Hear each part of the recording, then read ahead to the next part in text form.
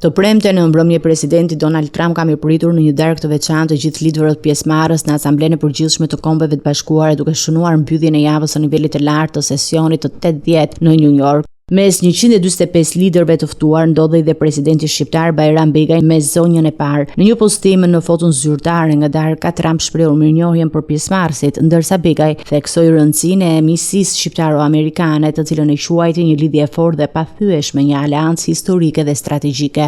Në kuadër të vizitës në New York, Begaj zhvilloi gjithashtu një takim me sekretarin e përgjithshëm të OKB-s, Antonio Guterres. Pas njoftimit të zyrës së shtypit të presidentit, takimi u fokusua në pozicionin aktiv të Shqipërisë për ruajtjen e paqes dhe sigurisë kombëtare, si dhe mbrojtjen e të drejtave të njerëzit. Begaj shpreu mirënjohjen e tij për lidershipin Guterres në drejtim të organizatës së Kombeve të Bashkuara, veçanërisht në një periudhë që sfidon stabilitetin global. Ky aktivitet i liderëve ndërkombëtar nënvizon rolin e rëndësishëm të diplomacisë shqiptare në arenën globale dhe përçon bashkëpunimin e vendit me partnerët strategjik, duke kontribuar dhe forcuar aleancën dhe përgatitur terrenin për iniciativa të reja në politikën ndërkombëtare.